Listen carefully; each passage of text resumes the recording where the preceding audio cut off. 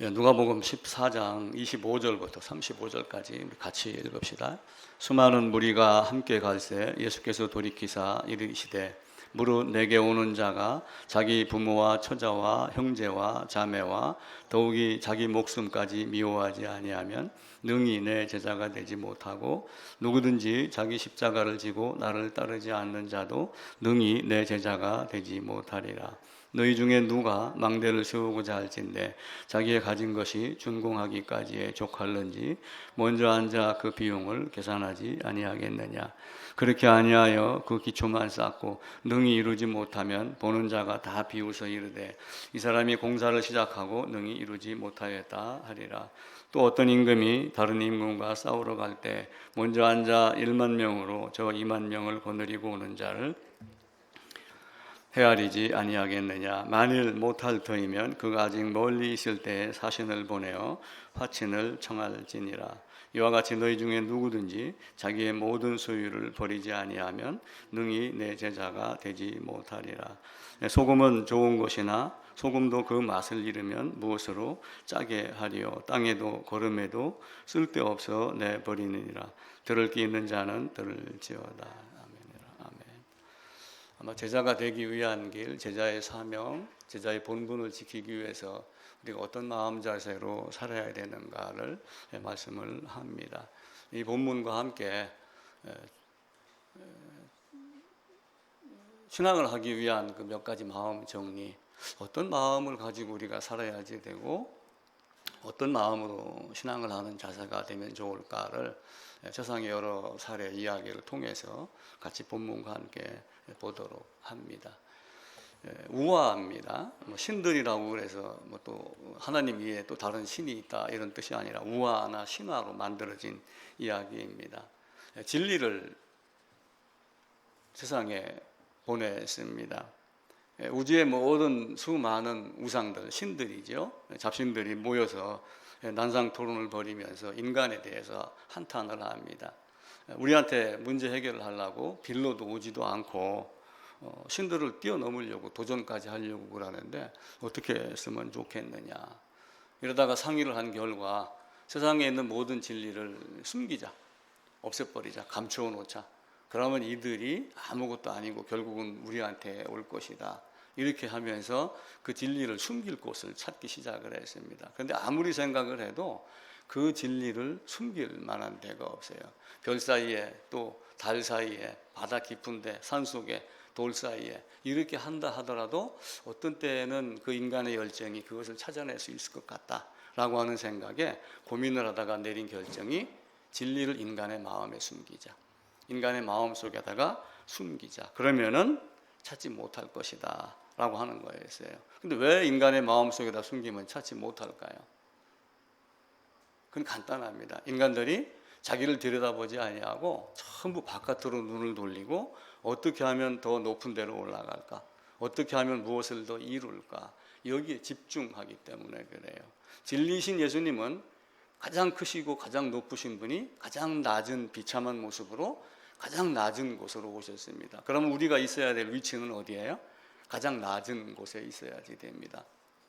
근데 이제 그 가장 낮은 곳에 있으려면은 자기 마음을 살펴서 자기의 타락과 부패와 오염과 이런 많은 더러운 것들이 있다라고 하는 것을 알아야지 되는데 그걸 바라보지 아니하고 선하고 좋고 열심이고 무엇을 했고 하는 거기다 하다가 보니까 주님은 내려오셨는데 우리는 올라가는 위치에 있으니까 진리를 만날 수 있어요, 없어요? 만날 수 없겠구나. 이래서 이제 신들이 진리를 인간의 마음에다가 숨겼다. 이런 예화를 갖고 있습니다. 그만큼 우리의 마음을 어디에 두고 있느냐. 물론 인간은 뛰어납니다. 저도 어떤 때는 내 잘난 멋에 살기도 합니다. 그러나 더욱 중요한 것은 결국에는 나는 아무것도 아닌 비참한 존재구나. 설령 내가 무엇인가를 조금 더 알고 조금 높은 것 같고 이렇게 한 것 같지만 결국은 따지고 보니까 그냥 빈손으로 가는 인생이구나. 이걸 알으라고 하는 거죠. 아우구스티누스라고 하는 사람이 이런 말을 했어요. 내가 밖을 바라보는 동안 주님은 내 안에 계셨다. 근데 왜 그런 말을 했냐 하면은 아우구스틴도 늘 밖을 향해서 살았어요. 수사 교수까지 되면서도 사실은 하나님을 몰랐고 또 하나님을 찾고 안다라고 하면서 방탕의 길에 섰고, 그러다가 어느 날 주님을 바라보는 순간, 자기를 들여다보는 순간 가장 낮은 곳으로 온 주님을 발견을 한 거야. 이 마음 속에 있는 것이 어떤 것인가. 그래서 아우구스티누스는 늘 쉼을 얻고자 했어요. 나는 쉬고 싶다. 세상이 너무 고달프다. 왜 이렇게 어렵지? 나는 왜 이렇게밖에 못 살지? 그 쉼을, 안식을 예수 안에서 얻으려고 그랬는데 눈은 자꾸 밖으로 나가 있고 높은 데로 가 있고, 주님은 내 안에서 자기를 들여다보길 바라고, 그 비참한 갈릴리로 먼저 오시고 그곳에서 태어나시고 하는 이런 많은 것들을 우리가 생각하지 아니하고 엉뚱하게 갖고 있는 거예요. 예수님도 말씀하시기를 노아 시대나 지금 시대나 똑같다. 먹고 마시고 장가가고 그리고 멸망하기까지 깨닫지 못하더라. 소돔성에서 나오는 날 그날까지도 사람들이 알지 못하고 그렇게 하더라. 인자의 날도 그와 같으리라. 그래서 우리는 늘 낮은 마음으로 자기 마음속을 늘 들여다봐야지 됩니다. 근데 우리는 자꾸 이제 생각을 많이 하는 거예요. 그 어거스틴도 생각을 많이 하고 살았습니다. 이제 한참 하나님을 찾기 시작하고 하다가는 또 삼위일체 하나님도 생각하기 시작하고 많은 업적을 우리에게 주셨어요. 그게 굉장히 좋죠. 근데 하루는 많은 거 생각을 하다가 해변가를 걷고 있었습니다. 해변가를 걷고 있었는데 조그마한 꼬맹이 소년 하나가 손으로 바닷가에 있는 모래를 이렇게 파내고 조개 껍데기를 갖다가 바닷물을 퍼가지고 웅덩이 안에다가 계속 이렇게 옮기고 있었어요. 몇 발짝 가서 조개 껍질로 물을 떠가지고 이걸 넣고. 근데 어른인 아우구스티누스가 보기에 그것이 가당치 않았죠. 이 지구의 70%가 물인데 그 물을 그 안에다가 집어넣어요. 또 설령 집어넣는다 하더라도 결국은 모래 안에 들어가는 물은 다 빠져나가고. 그래서 야, 그게 불가능하다. 가능하냐? 그랬더니 그 소년이 지금 아저씨가 생각하는 그것도 가능합니까? 이렇게 물은 거예요. 아저씨가 생각하는 문제도 이거보다 더 어려울 것이다. 그때 이제 어거스틴이 삼위일체 하나님에 대한 생각을 많이 하고 있었죠. 깜짝 놀라서 이제 눈을 비비고 보니까 그 소년이 온데간데 없더라. 자기 마음속에서 생각을 한 거예요. 그만큼 하나님의 세계, 하나님의 창조, 온 우주 만물의 이치, 이런 것들은 우리가 입으로 몇 마디 이렇게 나불거리는 것 그 이상으로 굉장히 큽니다. 그래서 예수님이 오시고 난 이후에 초대교회에 가장 큰 궁금한 것이 두 가지가 있었다고 그랬죠. 첫 번째는 하나님이 누구인가, 두 번째는 그리스도가 누구인가. 사실 이 두 가지가 해결이 되면서 이제 우리에게 더욱더 신앙의 뿌리가 내려오고 있습니다. 그래서 신앙은 늘 가슴으로, 마음으로, 머리로 하는 것이 아니다. 가슴과 마음으로 하도록 자기 마음 안을 자꾸 들여다보는 이런 삶이 되어야지 됩니다. 그런 마음에 관한 이야기는 여러 우리나라도 그런 얘기가 있어요. 아마 외국에서 갖고 와서 번역을 한 건지는 모르겠지만 그 파랑새를 찾아서라고 하는 그 동화 이야기도 있어요. 자기 딸이 아픕니다. 근데 행복을 가져다 주는 파랑새를 찾으면은 딸이 나을 것 같아가지고 사람을 보내서 파랑새를 찾으러 보내고 온 땅에 돌아다니는데 결국은 못 찾고 와 보니까 자기 집 새장 안에 파랑새가 있더라. 이렇게 이야기를 하죠. 결국은 이 안에서 무엇인가를 발견하고 찾지 아니하면 하나님을 만나기가 어렵습니다. 무지개도 있습니다. 동안 무지개를 찾아서 거기에도 그 말을 해요. 햇빛이 비추는 곳에는 다 무지개가 숨어 있단다. 햇빛이 있어야지 무지개가 있습니다. 아무리 비가 내리고 이렇게 한다 하더라도 햇빛 자체가 없으면 무지개는 생기지 않습니다. 그런데 햇빛이 있는 곳에는 반드시 무지개가 있는데 우리는 그것을 자꾸 다른 데 가서 찾으려고 그럽니다. 그래서 자기를 들여다볼 수 있는 이런 모습들. 그러니까 실로암 못에 가서 씻은 맹인은 어떻게 했어요? 가서 씻으라 그러니까 자기의 더러움을 알고 씻으러 갔잖아요. 똑같이 가서 씻으라라고 하는 단어가 나아만에게도 적용이 돼요. 나아만에게도 가서 요단강가에 가서 씻으라 이야기를 했는데 한 사람은 씻었고 한 사람은 안 씻으려고 발버둥을 쳤고, 그러다가 이제 그 종들의 이야기 때문에 결국은 씻으러 가고 그랬죠. 또 세리는 자기 가슴을 치면서 나는 죄인입니다 이렇게 했지만 바리새인들은 나는 이것도 했고 자기 마음 밖에서 높은 곳에서 다른 곳을 바라봤기 때문에 주님에게 사랑받지 못했습니다. 그래서 먼저 성경은 늘 마음의 할례를 해라. 내가 버려야 될 것이 무언가, 신앙을 위해서 계산할 것이 무엇인가를 늘 생각을 해줍니다. 그 마음 안에 있는 것을 찾게 하기 위한 그 여러 가지 방법을 사실은 모세오경에서 다 가르쳐 줍니다. 갈대아 우르라고 하는 그 수메르 문명이 나왔던 그곳에는 엄청난 거였습니다. 이 우주 만물 지구상에 있는 최초의 학교가 수메르 문명에서 나왔어요. 학교에 가면 선생님에게 촌지 줍니다. 그 촌지도 수메르 문명에서 제일 처음에 나왔어요. 이런 정도로 수메르 문명이 엄청나게 있던 곳, 그곳에서 데라와 그 아들들과 전부 우상을 섬기고 있다가 하나님의 말씀에 따라서 말씀을 쫓아서 가나안으로 가려고 하란에 왔지만 아버지는 죽고 아들은 들어가고, 이렇게 하며 가나안 땅과 애굽과 많은 것들로 하나님의 나라와 또 부패함을 가르칩니다. 근데 유월절 하루를 만들기 위해서 430년간 고통을 줬다, 이렇게 한번 적용을 한번 해보세요. 우리가 내 마음판을 얼마나 많이 들여다보고 땅을 치고 통곡하고 가슴을 치야지 그 유월절 하루가 이루어지는 거예요. 근데 우리는 눈으로 보고 단어를 보고 됐다, 이렇게만 이야기를 하고 넘어가는데, 이스라엘 백성들에게는 그 모세오경을 통해서 가나안 땅으로 보냅니다. 창세기를 통해서 보내가지고 계속 요셉 이후에 뭘 가르쳐요? 점점 나락으로 빠져가는 걸 가르쳐요. 늪에 빠져서 허우적거리는 걸 계속 가르칩니다. 그러다가 그것이 극에 달하고 점점 빠져나가니까 살려주세요라고 했던 것이 출애굽에 등장하고 출애굽시키고, 그리고 율법 주고 거듭난 자에게, 근데 거듭난 자에게 율법 주고 그 다음에 훈련시키죠. 근데 훈련이 제대로 됐어요? 안 됐죠. 그러니까 훈련이 안 됐으니까 이제 출애굽하고 그 율법 준 걸 레위기에서 해설하고 훈련시키고 다시 한번 율법을 설명하고 거듭 당부하고, 이렇게 하는 모세오경이 성경 전체의 근본이다라고 보시면 됩니다. 그래서 그 이스라엘 백성의 삶을 통해서 우리가 사람을 세 종류의 사람으로 나누는 사람도 있어요. 가연성 물질, 그러면 불에 타는 걸 말합니다. 가연성. 그 다음에 이제 불연성이 또 있죠. 불에 타지 않는 겁니다. 자연성이라는 것이 있어요. 자연성. 이제 가연성은 있는데 타기는 타는데 자기 스스로 불을 붙이지 못해요. 불연성은 아무리 태우려고 불구덩이 집어넣어도 타지 않습니다.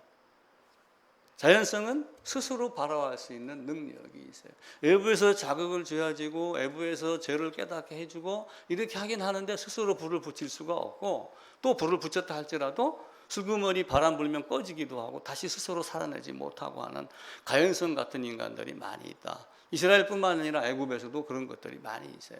바로의 경우는 사실은 불연성이죠. 아무리 불을 붙이려고 해도 불 붙지 않는 돌과 같은 그런 인간. 근데 이 땅에도 교회 안에도 이런 종류들이 많이 있어요.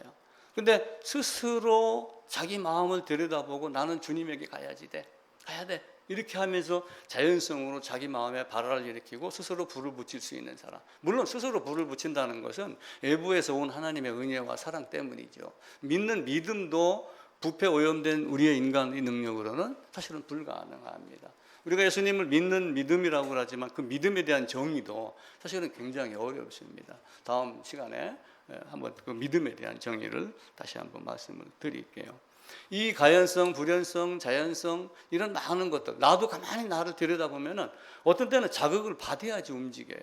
어떤 때는 성경에서도 뭐라 해도 아니야, 나는 내 마음대로 딱 돌같이 굳어 있는 마음도 있고, 물론 씨 뿌리는 비유도 있고 여러 가지가 있겠죠. 근데 이제 자연성 인물이 우리는 이제 따라가야 될, 배워야 될 것이라고 여겨집니다. 그래서 어른 된다라고 하는 것, 우리가 신앙을 한다는 것은 사실은 쓰러지고 넘어지고를 반복하면서 시작이 되는 거예요. 넘어지지 않고 무릎 깨지지 않고 걸어본 사람 한 사람도 없어요. 물론 뭐 왕자는 뭐 맨날 가마 태우고 하다가 걸었는지는 모르지만은, 저도 어렸을 때 우리 손자도 우리 애들도 보면 전부 다 무릎에 반창고 한두 번씩 다 붙였습니다. 그렇게 인생이에요.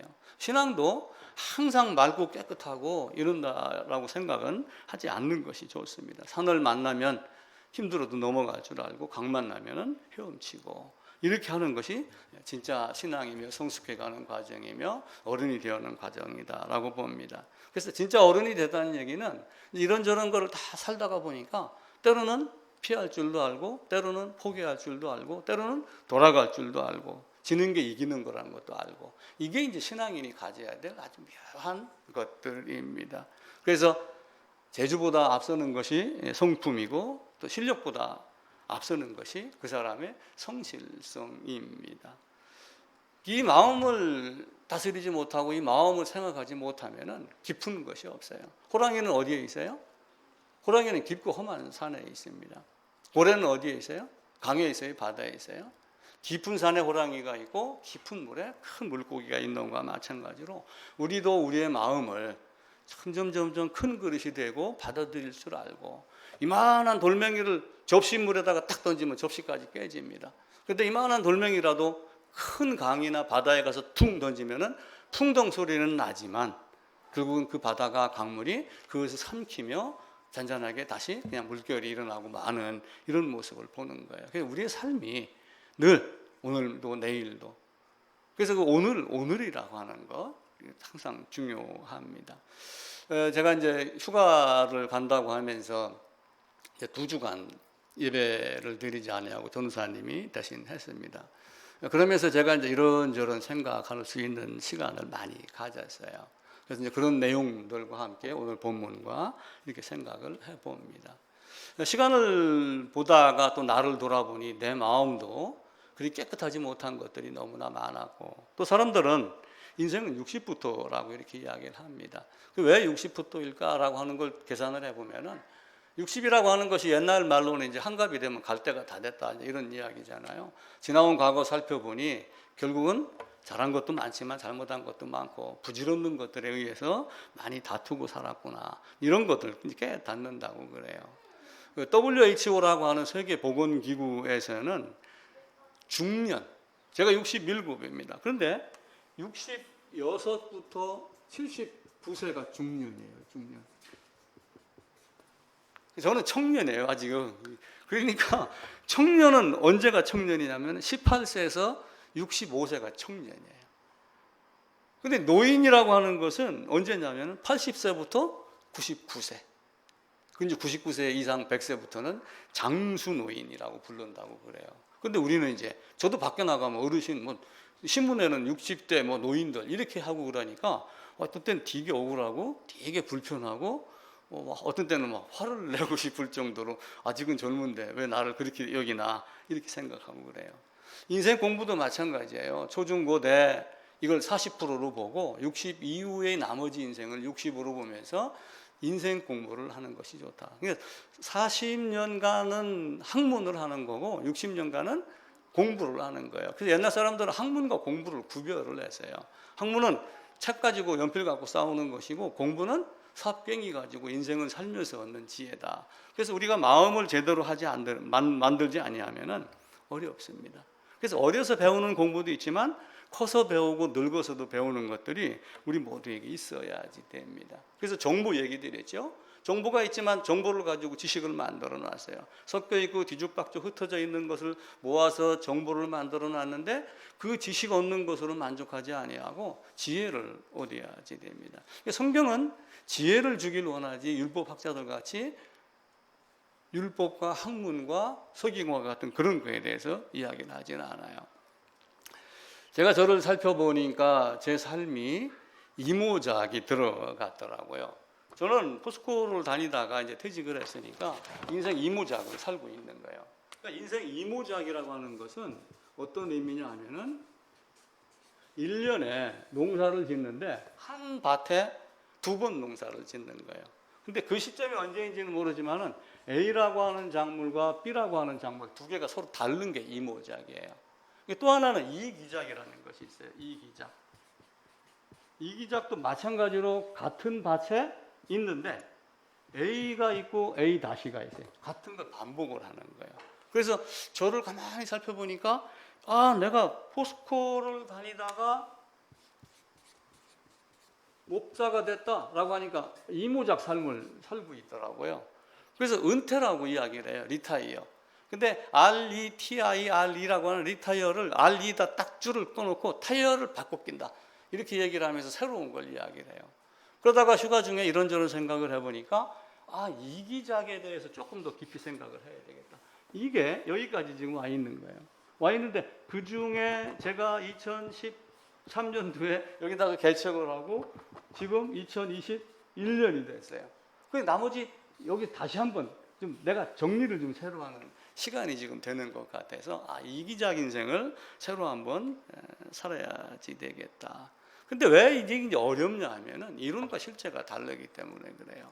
우리가 신앙도 마찬가지입니다. 성경을 학문으로 보지만 딱 이 학문을 들고 현장에 삶으로 날아가다 보면은 삶에서 실패하고 넘어지는 확률이 많습니다. 삼손도 넘어졌죠. 기드온 승리한 것 같지만 사실은 기드온도 넘어진 겁니다. 기드온 때도 넘어진 사람들이 많았어요. 수많은 사람 3만 2천 명의 군사가 있었습니다. 그런데 그 3만 2천 명 군사에게 두려운 자는 돌아가라 이렇게 이야기를 했어요. 그래갖고 2만 2천 명이 떠나고 1만 명만 남았죠.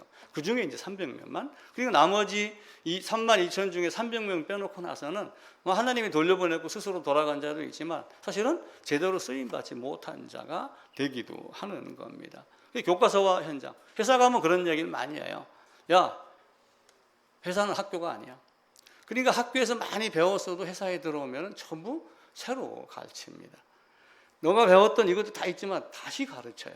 그러다 보면 이전 거 있었으니까 더 도움이 많이 되죠. 근데 이전 걸 고집을 하면은 이게 안 돼요. 그렇다고 이전 걸 무시하면 이것도 안 돼요. 그래서 지식과 지혜가 잘 어우러져 있어야지 됩니다. 그래서 우리의 삶이, 우리의 마음을 어떻게 잘 다스리느냐 여기에 따라 달려져요. 학문으로 배웁니다. 예수님 오셨습니다. 이스라엘 백성도 메시아를 오랫동안 기다렸어요. 기다렸는데 다 오자마자 뭘 한 거예요? 거부했죠. 하나님의 일을 한다 그러니까 서기관, 율법사, 바리새인, 제사장 수많은 열정으로 뛰어다녔습니다. 자기들 나름대로 어떤 생각대로 했습니다. 자기의 생각이 하나님의 뜻인 줄 알았어요. 자기의 의욕이 열정인 줄 착각을 했어요. 자기의 고집이 소신인 줄 착각을 하고 사는 거예요. 근데 하나님이 오셨습니다. 근데 자기 마음에 맞지 않는 하나님이 오니까 그를 거부를 한 거예요. 그러니까 결국은 마음속에서 뭘 바라본 거예요? 행위 열심과 학문과 또 다른 많은 탑을 쌓는 그쪽으로 바깥으로 높이로 이렇게 보다가 보니까 낮은 곳으로 오고 나의 더러움을 추악함을 지적하는 예수는 아니었어요. 그래서 요한복음 바로 2장인가에 들어가면서 성전 청결 작업을 했었을 때 그 이후로 많은 사람들이 예수를 죽이려고 이렇게 많이 했죠. 그러니까 이론과 실제가 사실은 많이 다릅니다. 근데 우리는 그 이론을 통해서 실제의 모습이 어떤가를 계속 생각을 해야지 돼요. 그렇게 하기 위해서는 더더욱더 내가 어떤 존재인가를 계속 더 살펴야지 됩니다. 나도 목회를 하면서 이때 모래성을 많이 쌓았죠. 내가 목사가 되면 이렇게 한번 하고 싶다. 신대희 목사님도 그런 이야기를 해줘. 당신 개척하면 사람이 구름처럼 몰려오고 착각하지 마라. 저도 마찬가지였어요. 근데 꿈을 깨고 나니까 사실은 내가 쌓고 내가 부순 것들이 많았어요. 그건 뭐예요? 내 능력이 부족했고 또 한편으로는 하나님을 신뢰하지 못했던 것도 있고 믿는다라고 하면서도 베드로와 같이 오라 그러니까 가긴 갔는데 가다가 풍랑을 보니까 빠지더라. 주여 건져주세요. 이렇게 넘어가는 과정들이 많았죠. 그러다 가다 보니까 그 기간 짧은 기간이었지만은 요 기간 동안 현재 요 기간 동안 약 9년이 됩니다. 약 9년 동안 이제 신앙이 좀 더 이렇게 하면 더 좋겠구나라는 생각이 정리가 더 되기 시작을 합니다. 이제 올림픽이 끝났어요. 2주 전인가 끝났죠. 제가 너무 늦게 올림픽 얘기를 하네요. 한국 사람들은 올림픽 하면 전쟁입니다. 메달을 따야지 돼요. 은메달만 따도 막 울었습니다. 동메달만 따면은 고개 숙이고 모자 뒤집어 쓰고 들어왔어요. 근데 요즘에는 어떻게 해요? 다음에 도전하면 되지? 심플하게 바뀌기 시작을 했어요. 신문 기사에 보니까 이제사 한국 사람들이 진정한 스포츠를 배우기 시작을 했다. 예전에는 올림픽 나가고 국제 무슨 게임에 있으면 다른 데는 다 져도 일본한테는 이겨야지 된다. 분노의 스포츠로 살았는데 지금은 그게 아닌 것이 보이기 시작을 하고 즐기며 또 열심히 하며 오늘 못 이뤘으면 내일 이루어야지 이렇게 하는 마음으로 바뀌어갔다는 것을 제가 기사를 보고 또 학생들도 운동을 한다 그러면 수업 다 빼먹습니다. 수업 다 빼먹고 운동만 합니다. 중국의 무슨 탁구 선수인가 무슨 체조 선수인가 하나는 자기 식구가 몇 명이냐라고 하는 이걸 제대로 표현을 못 한다고 그래요. 운동만 열심히 해서. 그래서 이제부터는 전인 교육을 시켜야지 된다. 이런 이야기가 들리기 시작을 해요. 근데 왜 그렇게 됐었을까요? 왜 예전에는 분노의 스포츠로 가서 이겨야지고 메달을 따야 되고 군복무 면제 금메달 따면 2억 3억 상금 여기에 매이는데 지금은 그렇지 않을까요? 옛 사람들이 그 이야기를 한 거예요. 무항산 무항심이라고 하는 말이 있어요. 그러니까 항상 뭔가를 생산해내야지 되고 뭔가 먹을 것이 있어야지 되고 이렇게 해야지 그 다음에 마음을 바르게 가질 수 있다. 바른 마음을 가질 수 있다. 내가 배가 고프지 않아야지 지나가는 빵집에다 눈길을 주지 않지 3일 굶으면 어떻게 해요? 장발장이 되는 거예요. 우리나라의 예전 모습은 어땠어요? 예전 모습은 늘 어땠어요? 뭔가를 더 쟁취해가지고 의대야지 되고 교회도 어떻게 했어요? 늘 더 열심히 해서 부자 되는 교회, 큰 교회 예수 믿고 여기 오면 복 받습니다. 여기로 전부 다 매인 거예요. 근데 CBS에서 조사를 했어요. 코로나가 끝나면은 어떻게 할 거냐? 6,000명을 조사를 했는데 60 몇 %가 우리는 집에서 예배 드리는 것도 마다하지 않겠다. 교회 간들 맨날 그런 얘기하고 근데 목사들은 오기만 와봐라. 코로나가 끝나고. 그럼 A 프로그램, B 프로그램, Z까지. 프로그램을 쫙 만들어 놓고 막 요일별로, 월별로 막 계속 뭘 하겠다고 딱 두 가지로 딱 구분이 되더라고요. 그걸 보고 제가 깜짝 놀랐어요. 진정한 신앙이 무엇인가? 서기관과 율법사들과 같이 내가 할 일이 뭔가를 찾아서 머리를 굴리는 건가? 또 물론 그렇다고 세리나 실로암 못에 가서 씻은 맹인이 그냥 먹자 굴먹어서 놀자 이런 것도 아니었잖아요. 아마 어쩌면은 코로나로 인해서 진짜 신앙이 무엇인가를 조금 더 생각하기 시작하지 않았나. 한국 교회가 그런 생각을 갖고 있어요. 무항산, 무항심입니다. 그러니까 결국은 무항산 얘기를 다시 바꿔 얘기하면은 내가 뭘 할 건가도 중요하지만 내가 무엇을 알고 있는가, 먼저 그의 나라와 그의 의를 구했는가라고 하는 것에 먼저 적용을 한번 시켜봐 보세요. 그게 없으니까 매일 매달리는 거예요. 근데 그게 있다고 또 탱자탱자하라는 얘기는 아니거든요. 그래서 전후, 선후에 대한 것들을 늘 우리가 갖고 있고 맞이해야지 됩니다. 물론 무항산이 되면 교회는 어렵습니다. 저도 한 2, 3년 전에 그 무항산, 무항심 이 말에 적용을 한다면 굉장히 힘이 들었던 때가 있었죠. 제가 어떻게 하다 노예 갔다가 그날 아침에 제가 쓰러져갖고 병원에 실려갔었으니까 그런 정도로 힘든 어려움도 있었습니다. 근데 가만히 봐보세요. 결국 내가 주님을 제대로 신뢰하지 못했고 의지하지 못했던 것이 있어요. 올림픽이든 어떤 스포츠든 운동 경기는 크게 두 가지로 구분이 돼요. 개인과 단체전. 개인은 개인의 신앙이고 단체는 교회일 수도 있어요. 모이기를 힘쓰고 서로 지적이 아니라 서로 자기 것을 내어놓고 그걸 거울 삼아서 자기 것도 내놓고 이렇게 하며 치료를 받는 개인과 단체의 모습이 다 됩니다. 또 운동은 체급 게임이에요. 유도, 내가 아무리 유도를 잘해도 저기 성민이가 유도를 굉장히 잘합니다. 날고 깁니다 지금. 근데 100kg하고 붙여놓으면 이겨져요. 그래서 같은 급끼리 싸우는 거예요. 물론 신앙 안에, 교회 안에도 여러 종류의 체급이 있는 사람들이 있을 겁니다. 그런데 그들을 점점 장성하도록 성숙하도록 이끌어가는 것 이런 것도 있죠. 또 한편으로는 장비를 갖고 하느냐 장비 없이 맨몸으로 하느냐라고 하는 거예요. 물론 우리는 이 장비라고 하는 성경을 가지고 있어요. 항상 이 장비를 가지고 해야지 됩니다. 근데 그 장비가 자칫 잘못하면은 저 바리새인은 아니고 여기에 끼어들 수가 있어요. 신앙을 하면서 주님 딱 바라보니 나는 이것도 했고 저것도 했고 뭣도 했고 이렇게 얘기를 하니까 저 바리새인은 아니고 이렇게 딱 잘라서 우리 주님은 말씀을 하죠. 그래서 어쩌면은 그 수영과 어떤 높이뛰기 또 아니면 장대 높이뛰기 어떤 이런 것과 마찬가지로 우리의 신앙은 맨몸 게임이 아닌가. 맨몸으로 스스로 개인전이며 그러면서 이제 함께 응원하고 함께 붙잡고 가고 그렇게 하는 것. 어떤 사람이 수영장에 가서 수영을 배우기 시작을 했는데 앞으로 전진이 안 되더랍니다. 아무리 해도. 그리고 수영 코치한테 물었어요.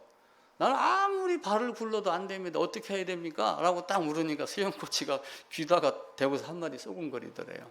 안 되면 옆에 그 줄, 레인에 그 줄 있잖아요. 줄 잡고 당기세요. 그렇게 하면서 배우는 겁니다. 그렇게 얘기를 하더래요. 우리는 의지할 것, 의지하지 아니할 것, 활용할 것, 활용하지 아니할 것을 제대로 분별하지 못하고 마음 바깥을 계속 바라보는 거예요.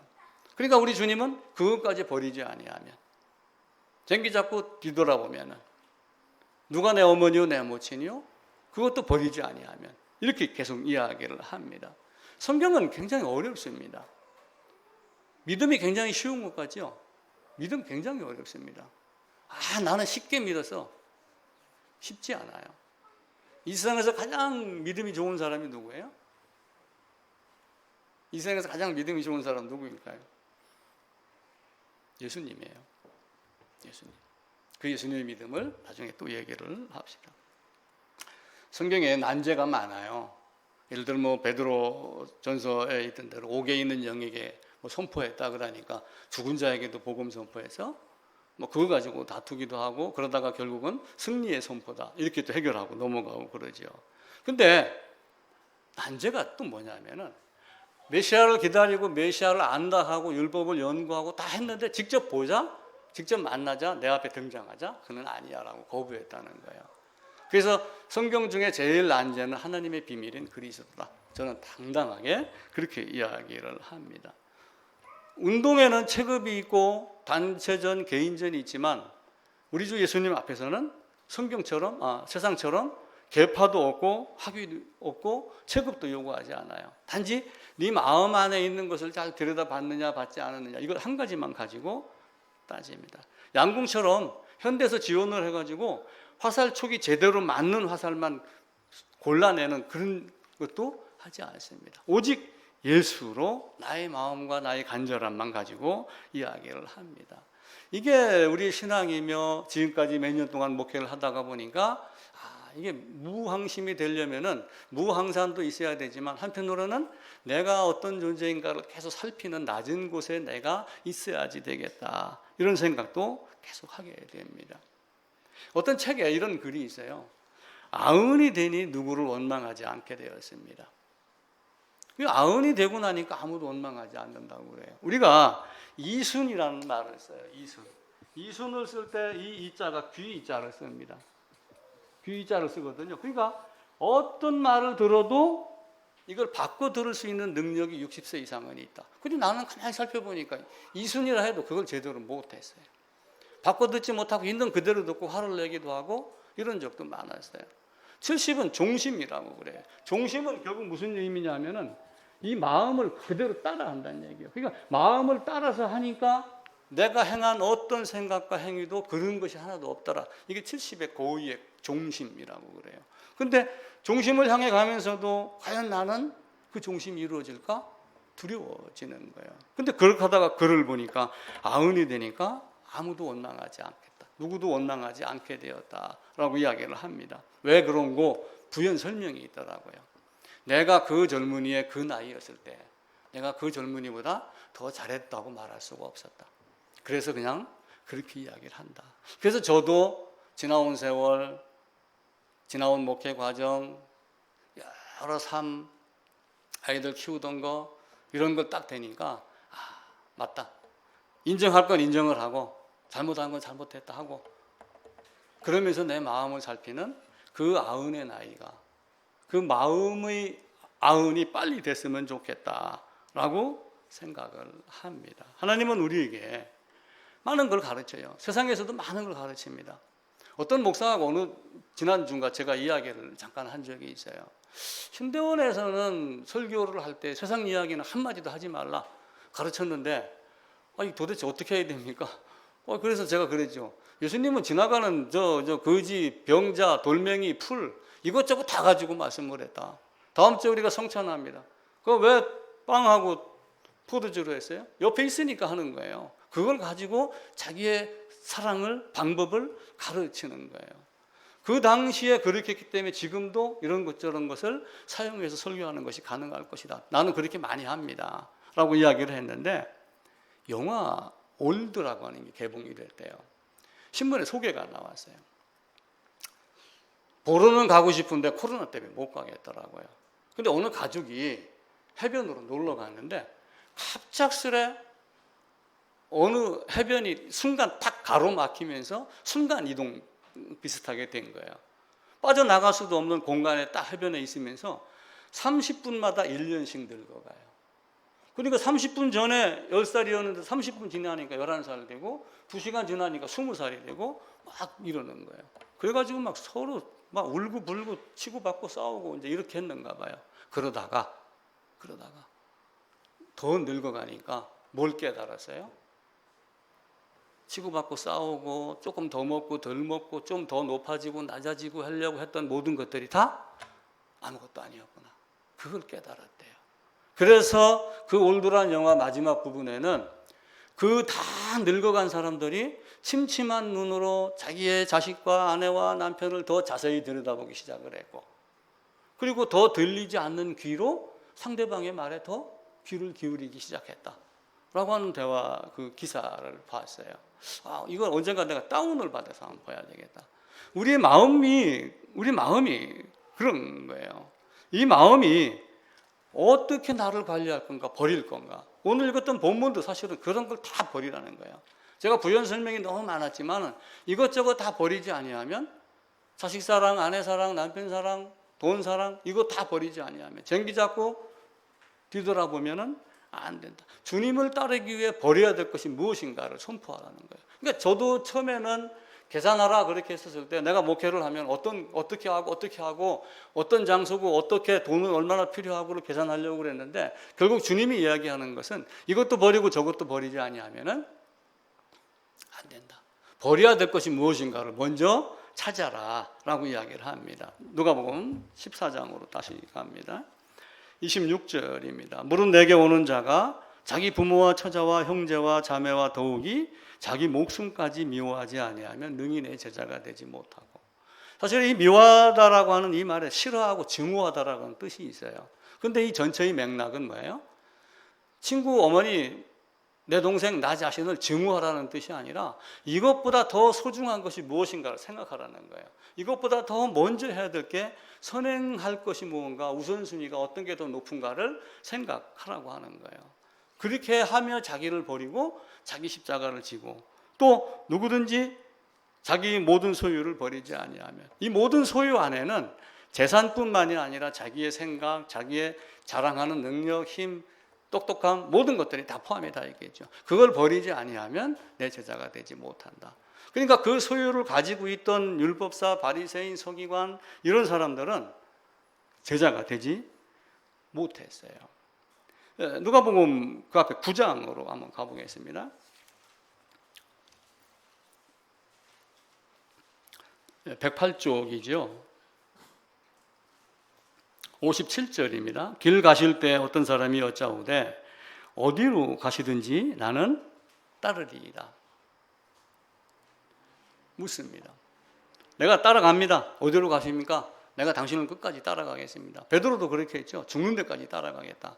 근데 예수님이 말씀하시기를 넌 아직 안 돼. 그냥 나중에 따라왔어요. 순서가 있죠. 그죠? 베드로가 나중에 마지막 부분에서 부활 복음을 제대로 알고 그리고 따라갈 수 있는 자로 변한 거예요. 근데 그 십자가는 예수님만 질 수 있는 것인데 그 베드로가 날뛰었죠. 근데 이게 마태복음 8장에 가게 되면은, 마태복음 8장으로 한번 가볼까요? 같은 이제 병행 구절이 있는데 마태복음 8장입니다.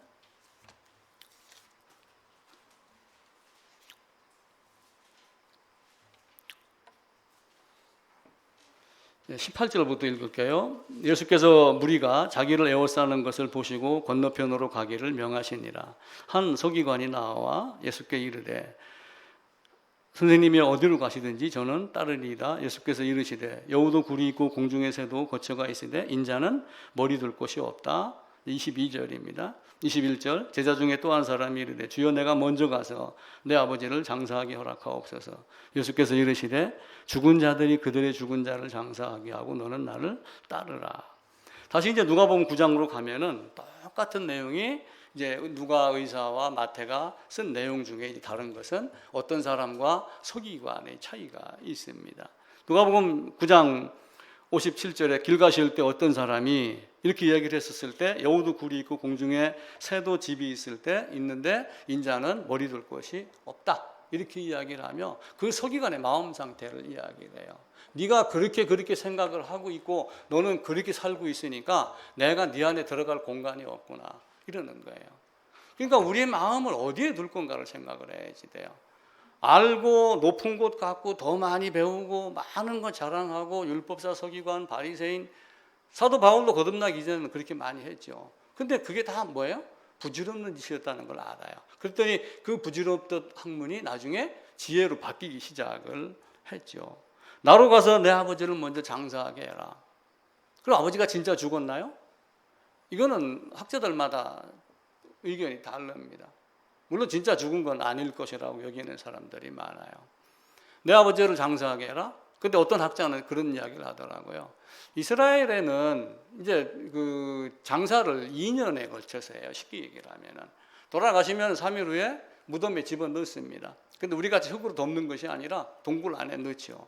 그리고 1년 지나면 살이 썩어서 다 없어지고 뼈만 나오면은 뼈를 추려갖고 다시 조상의 묘에다가 넣는다. 그래서 1차, 2차를 하죠.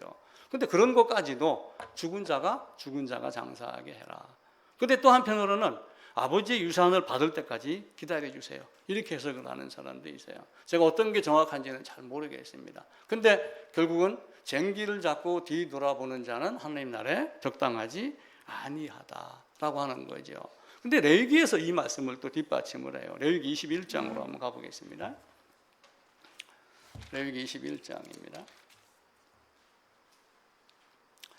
이제 레위기를 주관하는 자는 사실은 대제사장들이죠. 레위 지파의 10절입니다. 21장 10절. 자기의 형제 중 관유로 부음을 받고 위임되어 그 예복을 입은 대제사장은 그의 머리를 풀지 말며 그의 옷을 찢지 말며 어떤 시체든지 가까이 하지 말지니 그의 부모로 말미암아서도 더러워지게 하지 말며 그 성소에서 나오지 말며 그의 하나님 성소를 속되게 하지 말라. 다 거듭나면은 대제사장이에요. 너는 하나님의 나라요, 거룩한 나라요. 그리고 왕 같은 제사장들이라라고 베드로를 통해서 이야기를 합니다. 아까 잠깐 말씀드렸던 기드온이 전쟁에 나가려고 그럴 때 하나님이 나가라고 이야기를 합니다. 그렇게 하나님이 기드온에게 통해서 말씀하시기를 두려워하는 자는 다 돌아가라라고 하니까 22,000명이 돌아갔어요. 만약에 십자가의 군사로 딱 등장을 했다면 두려워하지 않아야 되지요. 신명기에서도 그 말씀을 이야기를 합니다. 신명기 20장에 가게 되면은 또 전쟁에 나갈 때 어떤 사람들에게 이야기를 하냐면은 새 집 지은 사람이 있느냐? 그게 궁금하면은 돌아가라. 왜냐하면 새 집을 증축을 해놓고 다른 사람이 살까 염려가 되면 돌아가라. 포도나무를 심었는데 포도가 또 다른 사람이 네가 죽으면은 다른 사람이 먹잖아요. 그러니까 너도 그게 염려스러우면 돌아가라. 약혼하고 결혼을 안 한 자가 있느냐? 그러면 네 약혼자를 다른 사람이 품에 안을 거니까 두려우면 너도 돌아가라. 이렇게 이야기를 해요. 근데 하나님은 쟁기 잡고 뒤돌아보지 말라고 그러죠. 우리 일상생활에서도 마찬가지입니다. 돌아보는 사람의 대표가 삼손이었어요. 쉽게 얘기를 하면은 나시린으로 태어나서 앞을 보고 하나님의 군사로 피를 흘리기까지 싸워야지 되는데 엉뚱한 거 바라봤죠. 다윗도 순간 그런 생활을 했었죠. 그러다가 깨치고 돌아서고 이렇게 하고 그러죠. 아침에 일어나니까 카톡이 있어서 보니까 아프간에 대한 동영상이 있더라고요. 참 마음이 아픕니다. 정말 기도해야지 됩니다. 아침에 제가 뉴스를 잠깐 봤어요. 인터넷 뉴스를. 북한의 상황이 어땠는가. 근데 마침 기사가 있었어요. 거기는 좀 속된 말로 하면 망해도 싸다. 그 이야기예요. 군사가 몇 명 있는지는 제가 잘 모르겠어요. 미국에서 원조한 돈의 거의 8, 90%를 다 빼돌린 거예요. 군인이 10명밖에 없는데 300명이 있다고 하고 300명만큼 머리 숫자의 돈을 지원을 받고 다른 데 다 쓴 거예요. 대다수의 국민들이 자기 이름을 못 쓴대요. 애기가 몇 명이야? 3명입니다. 3명을 그 자기 나라 글자로 못 쓴대요. 그런 사람들을 데려다 놓고 훈련을 시키는데 한 달 훈련받고 졸업식 하면서 사열대 앞을 지나가지고 걸어가는 행군을 하는데 왼발 오른발이 안 맞아. 사진에 그게 나왔어요. 이게 군인입니다. 이게 그 사람들의 모습입니다. 그러니 이들은 기록하진 않았지만 괄호 열고 자빠지고 넘어질 수밖에 없죠. 그러면서 우리의 신앙의 군사들, 십자가의 군사는 어떤 모습으로 살아야지 될까? 라고 생각을 한 거예요.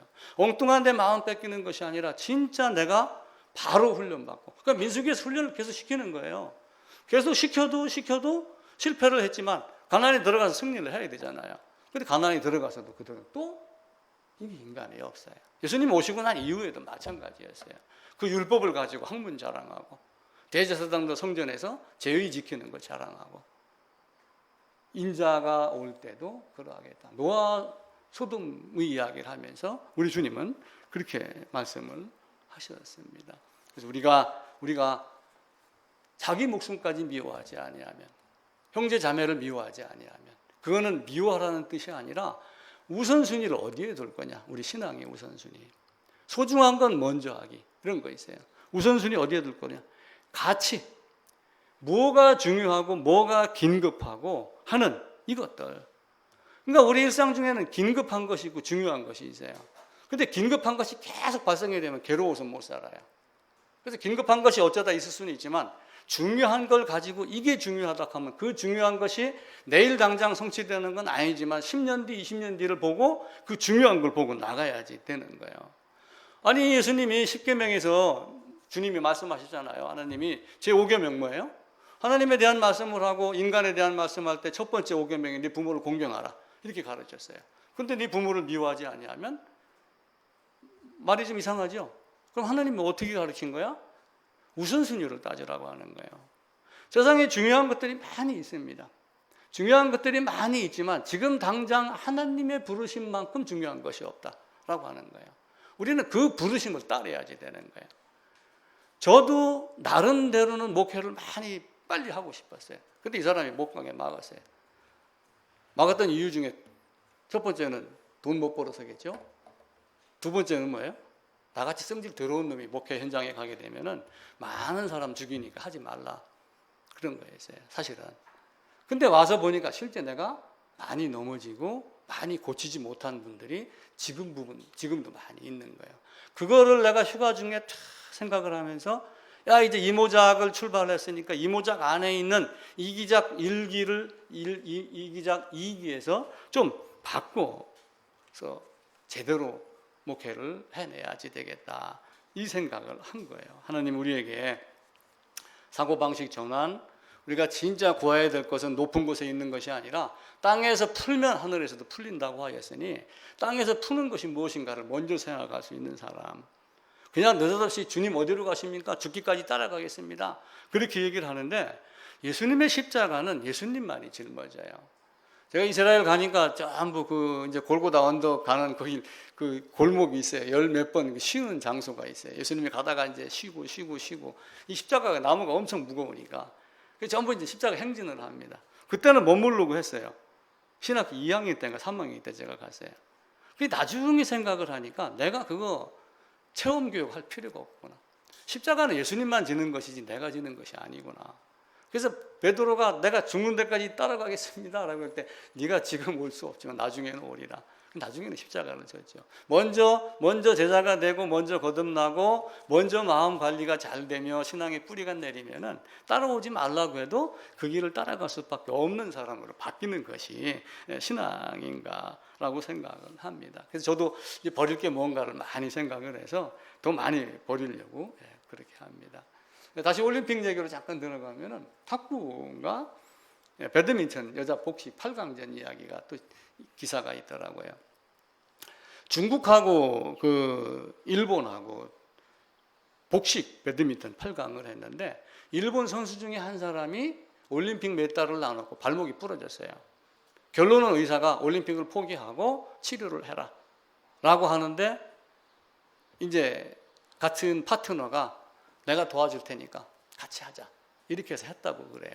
그리고 이제 쩔뚝쩔뚝하고 좀 발목이 아파갖고 좀 부러진 게 아니라 근육이 좀 다쳤는지 그런가 봐요.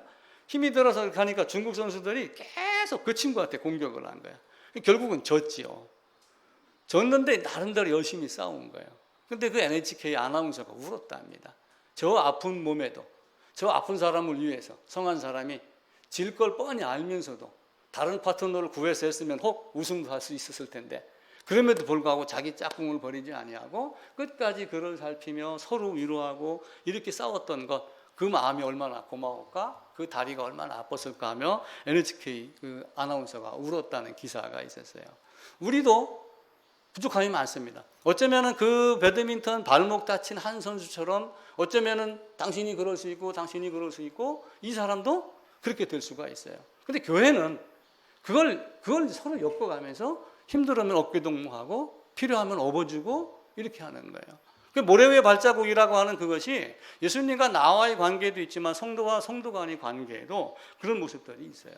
그래갖고 나중에 중국 선수가 배드민턴 딱 끝나면서 그들에게 가가지고 존경합니다 이렇게 이야기를 했대요. 물론 영어로 뭐 리스펙트 이런 단어를 썼겠죠. 그 말을 들으면서 많은 사람들이 감명을 받았다고 이야기를 합니다. 우리나라의 올림픽뿐만이 아니라 그 모든 스포츠 선수 국가대표 뽑는 거에 가장 모범적인 답안이 누구냐면 양궁이에요. 양궁은 계파도 없어요. 작년에 내가 영국에 가서 금메달 땄으니까 올해 올림픽 선수다 이런 것도 없어요. 작년에 땄던 올해 땄던 뭐 양궁 협회장 아들이든 딸이든 이런 거 전혀 신경 안 쓰고 3번인가 4번을 계속해서 활을 쏴가지고 점수만 갖고 따진다고 그래요. 그러니까 그 17살짜리 궁사가 하는 얘기가 나는 막내라도 국가대표가 됐다. 하나님의 나라도 그거하고 똑같습니다.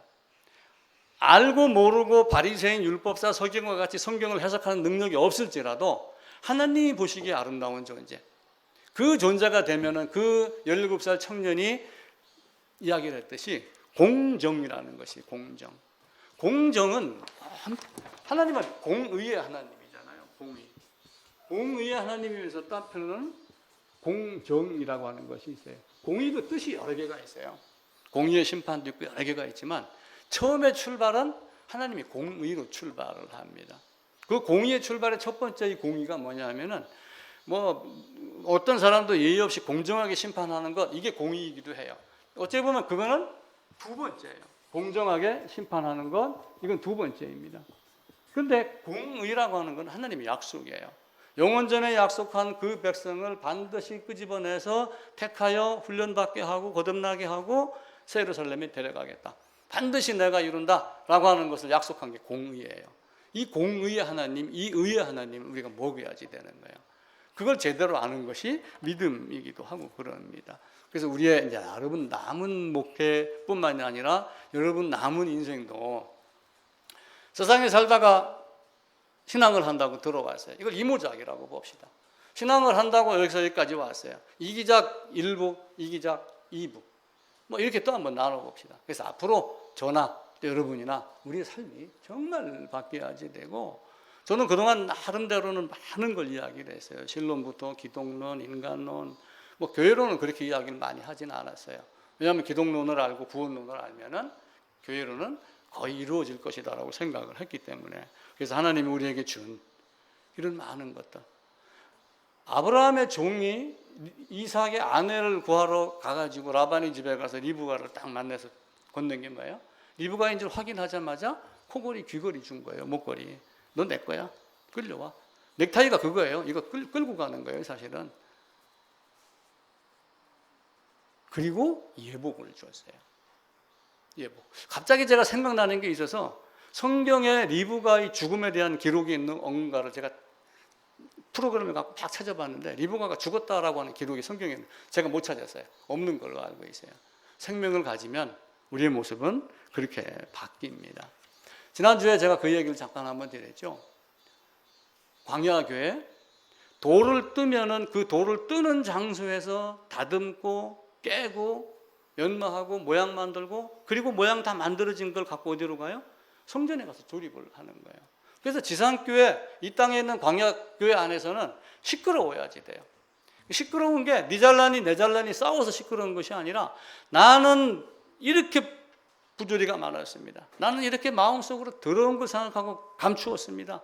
라고 하는 그 씻음을 받는 깎아내고 깎여지고 다듬어지는 방지 소리, 깨지는 소리가 이 광야교회, 이 땅 안에 있는 교회, 세상교회, 가시적교회 안에서 많이 나면 날수록 더욱더 아름다운 교회가 될 것으로 생각을 합니다. 이제 우리 민들레 교회도 또 이제 다음 주 지나면은 좀 텅 비겠죠. 비지만 그래도 그 소리가 많이 나는 교회. 더러운 거 내놓고 씻긴 맞고 그리고 감사하고 그보다 더 좋은 게 어디 있어요. 목이 담가서 때 씻고 나오면 그렇게 몸과 마음이 가뿐하잖아요. 우리도 마찬가지예요. 그거를 스스럼 없이 부담 없이 해야지 돼요. 그렇다고 시도 때도 없이 맨날 나 잘못했어 이야기를 하라는 건 아니에요. 잘 이야기를 이해를 하셔야지 됩니다. 그런 더러움을 씻고 그리고 점점 익어가는 것. 노사인이 노래 마냥 우리는 늙어가는 것이 아니라 익어가야 됩니다. 익어갑니다라고 하는 그 익어감의 교회가, 익어감의 성도가, 그리고 하나님 앞에서 필요에 따라서는 부모 자식도 미워하지 아니하, 쟁기 잡고 뒤돌아보지 아니하면. 어떤 서기관이 물었습니다. 내가 주님을 따라갑니다. 내가 머리 둘 곳이 없다. 그런 머리 둘 곳이 없다라고 여기는 그 서기관과 같은 사람은 딱 버리고 정말 우리 마음판만 보고, 주님은 가장 낮은 곳으로 오셨어요. 가장 낮은 곳으로. 그래서 시작하면서 어떤 신들이 진리를 어디에다 숨겼다? 우리 마음판에 숨겼다. 자기를 들여다볼 줄 아는 사람. 진리를 찾기 위해서 들여다보는 게 아니에요. 자기의 더러움을 더 고백하기 위해서, 찾아내기 위해서 들여다보니까 그 안에 뭐가 있는 거예요? 우리 주님이 그걸 용서해 주시기 위해서 오셨다는 거예요. 그 진리가 그 안에 있다는 거예요.